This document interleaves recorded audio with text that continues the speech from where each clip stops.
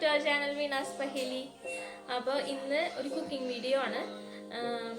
ഞാൻ എന്താ പറയുക, മുന്നൊക്കെ ഇടയ്ക്കിടയ്ക്ക് ബിരിയാണി വെക്കാറുണ്ട്. അപ്പോൾ കുറേ നാളായിട്ട് ബിരിയാണി വെക്കൽ കുറവാണ്. ഇത്തിരി ടൈം എടുക്കുന്ന സംഭവമാണല്ലോ. അപ്പോൾ പീലായപ്പോൾ ഞാൻ ബിരിയാണി വെച്ചിട്ടില്ല. അപ്പോൾ ഇന്ന് ബിരിയാണി വെക്കാമെന്ന് വെച്ചു. അപ്പോൾ സാധാരണ രീതിയിൽ ഞാൻ ചിക്കനിലാണ് വെക്കാറ്. അപ്പോൾ ഇന്നൊരു ചേഞ്ചിന് ബീഫിൽ വെക്കാമെന്ന് വെച്ചു. ബീഫ് ഞാൻ കറി അധികം വെക്കാറില്ല കേട്ടോ. പൊതുവെ എനിക്ക് ബീഫ് ഇഷ്ടമല്ല. പിന്നെ അതുകൊണ്ട് ഞാൻ അതിലേക്ക് അങ്ങനെ പോകാറില്ല. ഒരു വട്ടം കണ്ട് ഞാൻ വെച്ചിട്ടുള്ളൂ. അപ്പോൾ ഇന്ന് ബീഫ് ബിരിയാണി വെക്കാമെന്ന് വിചാരിച്ചു. ഓക്കെ, അപ്പോൾ ചിക്കൻ ബിരിയാണി വെക്കണ പോലെയല്ല ഞാൻ ബീഫിൻ്റെ റെസിപ്പി വെച്ചത്. ചിക്കൻ്റെ ഗ്രേവി വെക്കണ പോലെയല്ല, വേറെ ടൈപ്പിലാണ് വെച്ചത്. അപ്പോൾ എങ്ങനെയാണ് നമുക്ക് നോക്കാം. അപ്പോൾ നോക്കാം ബീഫ് ബിരിയാണി എങ്ങനെയുണ്ടെന്ന്. പ്രോൺസ് ഞാൻ ഇതുപോലെ ഒരു വട്ടം വെച്ചിട്ടുണ്ട്. അപ്പോൾ ഇനി ഒരു വട്ടം പ്രോൺസ് ചെയ്യണം. അത് കുറച്ച് നാൾ മുന്നാണ്. കൊറോണയുടെ സമയത്തൊക്കെ എപ്പോഴും വെക്കാറുണ്ട്, ഇടയ്ക്കിടയ്ക്ക് വെക്കാറുണ്ട്. പിന്നെ അതിന് ശേഷം എനിക്ക് തോന്നുന്നു ഞാൻ അധികം വെച്ചിട്ടില്ല എന്ന് തോന്നുന്നു. അപ്പോൾ ഇപ്പം ഇന്ന് ബീഫിൻ്റെ ബിരിയാണിയാണ്. സൂപ്പറാവുമെന്ന് വിചാരിക്കുന്നു. ദമ്മ് ചെയ്യുന്നുണ്ട് കേട്ടോ. ഞാൻ ഒരു വട്ടം ബിരിയാണി വെച്ചപ്പോൾ എന്താ പറയുക, ദമ്മ് ചെയ്തിട്ടുണ്ടായില്ല ഒരു വട്ടം ബീഫ് വെച്ചപ്പോൾ. അപ്പോൾ ഇന്ന് ബീഫ് ദം ബിരിയാണിയാണ് വെക്കുന്നത്. അപ്പോൾ എങ്ങനെയാണ് നമുക്ക് നോക്കാം. അപ്പോൾ എന്തായാലും ട്രൈ ചെയ്ത് നോക്കാം. ഇഷ്ടമാവാൻ നല്ലൊരു റെസിപ്പിയാണ്. അപ്പോൾ നമുക്ക് ആദ്യം അരി കഴുകി കുതിർത്ത് വെക്കാം കേട്ടോ.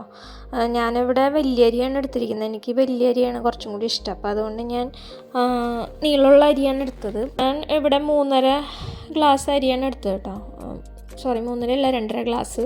അപ്പോൾ ഞങ്ങൾക്ക് ഉച്ചയ്ക്കും വൈകിട്ടൊക്കെയും തികയാറുണ്ട് അങ്ങനെ.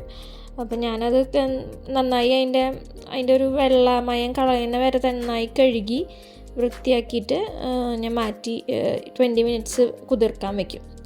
അപ്പോൾ ഞാൻ 1 ഗ്ലാസ്സിന് 2 ഗ്ലാസ് വെള്ളം എന്നുള്ള ഇതിലാണ് കേട്ടോ അത് കുതിർക്കാൻ വെച്ചത്. അപ്പോൾ നമുക്ക് ആദ്യം ഗാർണിഷ് ചെയ്യാനുള്ള സാധനങ്ങൾ വറുത്തെടുക്കാം. ആദ്യം സവോള, ഞാൻ നെയ്യിൽ തന്നെയാണോ വറുത്തെടുക്കുന്നത്. സവോള വറുത്തെടുക്കുന്നുണ്ട്, നല്ല ക്രിസ്പായിട്ട് എടുക്കുന്നുണ്ട്. പിന്നെ അതുപോലെ കാഷ്യൂ, പിന്നെ അതുപോലെ കിസ്മിസ് നമ്മുടെ മുന്തിരിങ്ങയുണ്ടല്ലോ, ഉണക്ക മുന്തിരിങ്ങ, അത് നന്നായിട്ട് വറുത്തെടുക്കുന്നുണ്ട്. പിന്നെ സവാള നിങ്ങൾ കുറച്ച് ബ്രൗൺ ആയിട്ട് കിട്ടാൻ വേണ്ടിയിട്ട് വേണമെങ്കിൽ ഒരു നുള്ളു പഞ്ചസാര ചേർക്കാം കേട്ടോ. അത് ഞാനൊരു കുക്കിംഗ് വീഡിയോയിൽ കണ്ടതാണ്. അപ്പോൾ ഞാൻ അതുപോലെ എടുത്ത് വറുത്ത് മാറ്റി വെച്ചിട്ടുണ്ട്. ഓക്കെ, ഇനി നമുക്ക് അരി വേവിച്ച് തുടങ്ങാം. അപ്പോൾ അതിന് ഇത്രയും മസാലകളാണ് ഞാൻ എടുത്തിരിക്കുന്നത്. അപ്പോൾ നമ്മൾ ആ വറുത്ത് മാറ്റി വെച്ച ആ നെയ്യിലേക്ക് തന്നെ മസാല ഇട്ട് ഒന്ന് റോസ്റ്റ് ചെയ്യാം. ചെറുതായിട്ട് റോസ്റ്റ് ചെയ്ത് വരുമ്പോൾ അതിലേക്ക് നമ്മൾ അളന്ന് മാറ്റി വെച്ച വെള്ളം ഉണ്ടല്ലോ, ഓൾറെഡി കുതിർത്ത് വെച്ച വെള്ളം, അത് തന്നെയാണ് ഞാൻ ഒഴിക്കുന്നത്. അപ്പോൾ അത് ഒഴിക്കുക. 5 ഗ്ലാസ് വെള്ളമാണ് കേട്ടോ, 2.5 ഗ്ലാസ് അരിക്ക്. അപ്പോൾ 5 ഗ്ലാസ് വെള്ളം ഒഴിച്ച് നന്നായി തള വരുമ്പോൾ നമ്മളിതുപോലെ അരി കുതിർത്ത് വെച്ചത് വാങ്ങി വെച്ചിട്ടുണ്ടായിരുന്നു, അത് എടുത്തിടുക. പിന്നെ മിക്സ് ചെയ്ത് മൂടി വയ്ക്കുക. ഇടയ്ക്കിടയ്ക്ക് തുറന്ന് നോക്കുക, വെള്ളം വറ്റുന്നതിനനുസരിച്ച് നോക്കുക. അപ്പോൾ ആ വെള്ളത്തിൽ തന്നെ കിടന്ന് വേവും. നമ്മൾ വേറെ എക്സ്ട്രാ വെള്ളമൊന്നും ചേർക്കണ്ട. പിന്നെ ഞാൻ അതിലേക്ക് പുതിനയും മല്ലിയിലയും ചേർക്കുന്നുണ്ട്. ഓക്കെ,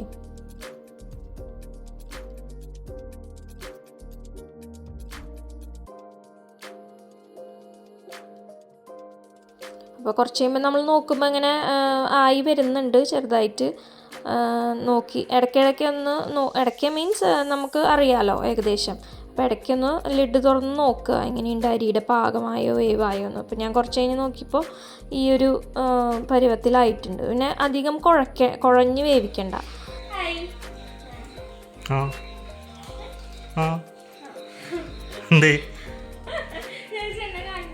ആണല്ലോ.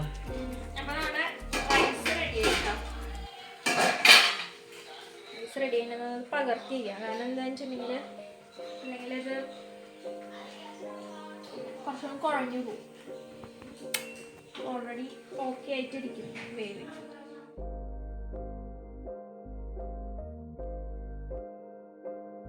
അപ്പോൾ നമ്മുടെ റൈസ് റെഡിയായി. ഇനി അടുത്തത് ബീഫിനുള്ള കാര്യങ്ങൾ ചെയ്യാം കേട്ടോ. അപ്പോൾ നമ്മൾ കുക്കറിലാണ് ബീഫ് വേവിക്കുന്നത്. അപ്പോൾ അതിൽ കുറച്ച് മസാലകൾ ഇടണം. അപ്പോൾ നമ്മൾ ബീഫ് ആദ്യം ഇട്ടതിന് ശേഷം അതിലേക്ക് ഉപ്പ്, ആവശ്യത്തിനുള്ള ഉപ്പ് ചേർക്കുക. അതുപോലെ മഞ്ഞൾപ്പൊടി, മുളക് പൊടി, അതൊക്കെ നിങ്ങളുടെ ഇഷ്ടത്തിനനുസരിച്ച് എങ്ങനെയാണെന്ന് വെച്ചാൽ അതുപോലെ ചേർത്തോളൂ കേട്ടോ. അതുപോലെ മല്ലിപ്പൊടി, പിന്നെ നമ്മുടെ കുരുമുളക് പൊടി, പിന്നെ ഇഞ്ചി വെളുത്തുള്ളി, പിന്നെ പച്ചമുളക് ക്രഷ് ചെയ്തത്, സബോള, കുറച്ച് സബോള മാറ്റി വെക്കണം കേട്ടോ നമുക്ക് കാച്ചാനുള്ളത്, പിന്നെ അതുപോലെ തക്കാളി, പിന്നെ ഞാൻ പെരിഞ്ജീരകം സാധാരണ ചേർക്കാറുണ്ട്. അപ്പോൾ ഇഷ്ടമുള്ളവർക്ക് ചേർക്കാം. ഓൾറെഡി മസാല ചേർക്കണോണ്ട് അതിൽ പെരിഞ്ജീരകം ഉള്ളതുകൊണ്ട് ചേർക്കണം എന്നില്ല. ഇഷ്ടമുണ്ടെങ്കിൽ ചേർക്കാം. പിന്നെ മസാലപ്പൊടി, നമ്മുടെ ഗരം മസാല,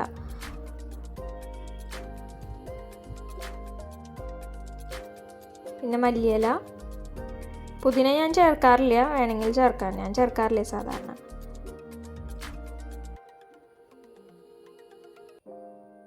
പിന്നെ കുറച്ച് വെളിച്ചെണ്ണയും കൂടി ഒഴിച്ച് നന്നായി അതിനെ മിക്സ് ചെയ്തെടുക്കുക. കൈ കൊണ്ട് തന്നെ മിക്സ് ചെയ്യുകയാണെങ്കിൽ പരമാവധി നല്ലതാണ്. അപ്പോൾ ഞാൻ ഗ്ലൗസ് ഇട്ടിട്ടുണ്ട്, അപ്പോൾ അത് നന്നായി മിക്സ് ചെയ്യാമല്ലോ. നമുക്ക് മസാല നല്ലോണം ഇറച്ചിയിൽ പുരട്ടി അങ്ങോട്ട് എടുക്കാം.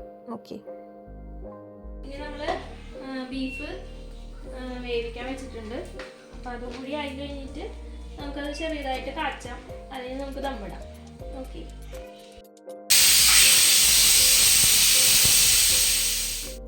അപ്പോൾ വെളിച്ചെണ്ണ ഒഴിക്കുക. ഞാൻ അടുപ്പിലാണ് വെക്കുന്നത് കേട്ടോ, ഉരുളിയിൽ വെളിച്ചെണ്ണ ഒഴിക്കുക. അതിലേക്ക് കുറച്ച് ചുവന്നുള്ളി, കുഞ്ഞുള്ളി അതുപോലെ അരിഞ്ഞ് ഒന്ന് മൂത്ത് വരുമ്പോൾ അതിലേക്ക് കുറച്ച് സവാളയും ചേർക്കാം. നമ്മൾ ഇത്തിരി മാറ്റി വയ്ക്കണം സവാള, ആ സവാളയും കൂടി ചേർക്കാം. സവാള ചേർത്ത് നന്നായി വഴറ്റി എടുക്കുക.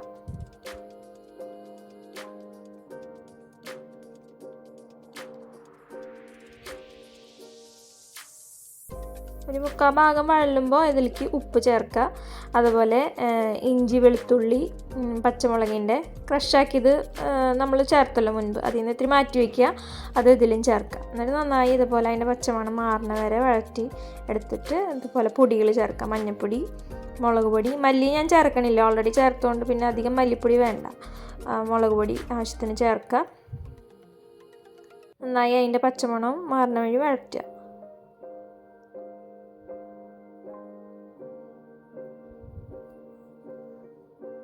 പിന്നെ ഞാൻ ഒരു അബദ്ധം ചെയ്തതെന്ന് വെച്ച് കഴിഞ്ഞാൽ ആദ്യം തൈര് ചേർത്തു. അപ്പോൾ നിങ്ങൾ ആദ്യം തൈര് ചേർക്കണ്ട, ഇറച്ചി വേവിച്ചത് ഇതിൽ ചേർക്കണതിന് ശേഷം തൈര് ചേർത്താൽ മതി. അപ്പോൾ അതായിരിക്കും കുറച്ചും കൂടി ബെറ്റർ. അപ്പോൾ നമ്മൾ വേവിച്ച് വെച്ച മസാലക്കൂട്ടുണ്ടല്ലോ ഇറച്ചിയായിട്ടുള്ളത്, അത് ചേർത്തതിന് ശേഷം 2-3 തള കഴിഞ്ഞിട്ട് എന്താ പറയുക കേട് ചേർത്താൽ മതി. ഞാൻ മുൻപ് ചേർത്ത് പോയി പെട്ടെന്ന്. അത് കഴിഞ്ഞ് മസാലപ്പൊടി കുറച്ചും കൂടി ആഡ് ചെയ്യുക.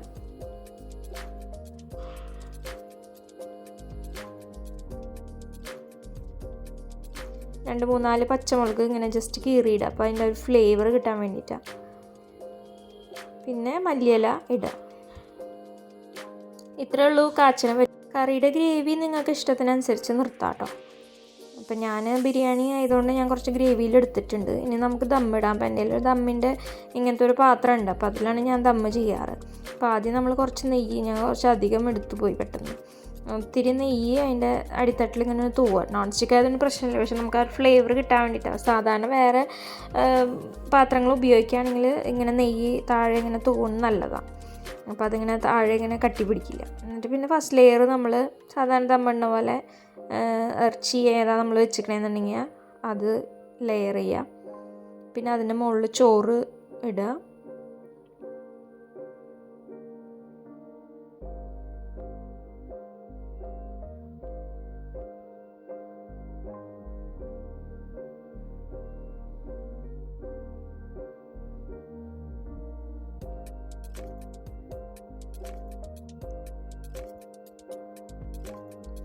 അതിനുശേഷം നമ്മൾ ഗാർണിഷ് ചെയ്യാനുള്ള സവാള, കാഷ്യൂ, മുന്തിരി അതൊക്കെ ഉണ്ടല്ലോ, അതൊന്ന് സ്പ്രെഡ് ചെയ്ത് കൊടുക്കാം.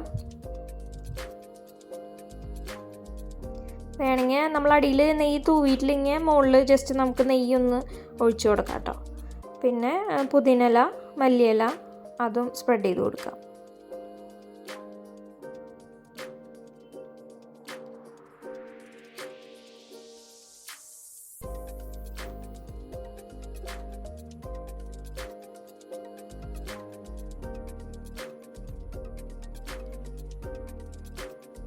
പിന്നെ ഞാൻ ഫ്ലേവർ ചേർക്കാറുണ്ട്. അപ്പോൾ ഞാൻ പൈനാപ്പിളാണ് ഇവിടെ ചേർക്കുന്നത്.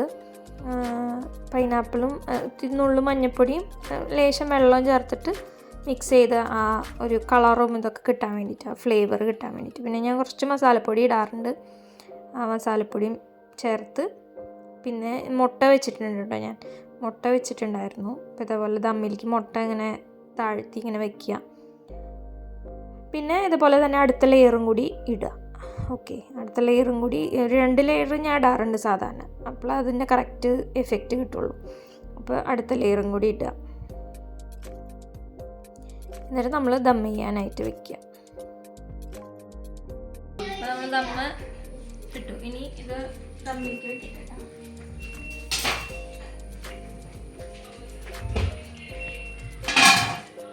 അപ്പം ഞാനിവിടെ എന്താ പറയുക, എൻ്റെ കയ്യിലുള്ള ഇടിക്കല്ലുണ്ടല്ലോ, അതിങ്ങനെ മുകളിൽ വെച്ചിട്ടാണ് കേട്ടോ ഞാൻ ദമ്മ് വെയിറ്റ് കൊടുക്കാറ്. ഞാൻ പിന്നെ മൈദയുടെ മാവൊന്നും ഒട്ടിക്കാനായിട്ട് നിൽക്കാറില്ല, ഇങ്ങനെ ചെയ്യാറ് സാധാരണ. അപ്പോൾ അത് കറക്റ്റായിട്ട് അമർന്ന് നിൽക്കുമല്ലോ. അപ്പോൾ ഓൾറെഡി ഒരു 20 മിനിറ്റ്സ് വെക്കുക. ശരിക്കും ദമ്മിട്ട് കഴിഞ്ഞാൽ 20 മിനിറ്റ്സ് വെച്ച് 20 മിനിറ്റ്സിന് ശേഷമാണ് എടുക്കാൻ പാടുള്ളൂ. അങ്ങനെയുണ്ട്. എനിക്ക് ടൈമില്ലാത്തതുകൊണ്ട് ഞാൻ 20 മിനിറ്റ്സ് കഴിഞ്ഞ് ഒരു 10 മിനിറ്റ്സ് കഴിഞ്ഞപ്പോൾ തിരിച്ച് ദമ്മ് തുറന്നു. ഓക്കെ, അപ്പോൾ നമ്മുടെ ബിരിയാണി ദമ്മ് റെഡി ആയിട്ടുണ്ട്. നല്ല ടേസ്റ്റി ആയിരുന്നു, എല്ലാവർക്കും ഇഷ്ടമായി. പിന്നെ എന്താ പറയുക, വൈകിട്ട് ആകുമ്പോഴേക്കും കുറച്ചും കൂടി നല്ല ടേസ്റ്റ് ആയിട്ടുണ്ടായിരുന്നു. കുറച്ചും കൂടി നല്ല എന്താ പറയുക, ഫ്ലേവറൊക്കെ നന്നായി ഇറങ്ങിയിട്ട് നല്ല ടേസ്റ്റ് ഉണ്ടായിരുന്നു. അപ്പോൾ അടിപൊളിയായിരുന്നു. അപ്പോൾ നിങ്ങൾക്ക് ഇഷ്ടമാണെങ്കിൽ എന്തായാലും ട്രൈ ചെയ്ത് നോക്കുക, നല്ല ടേസ്റ്റ് ഉണ്ടാവും. ചിക്കനിലും വേണമെങ്കിൽ ഇങ്ങനെ തന്നെ ചിക്കനും വെക്കാം കേട്ടോ. അപ്പോൾ എല്ലാവർക്കും ഇഷ്ടമായി. അപ്പോൾ സപ്പോർട്ട് ചെയ്യുക, അത്ര തന്നെ പറയാനുള്ളൂ. അപ്പോൾ ഇനി നല്ലൊരു വീഡിയോ ആയിട്ട് വീണ്ടും കാണാം. Okay, by.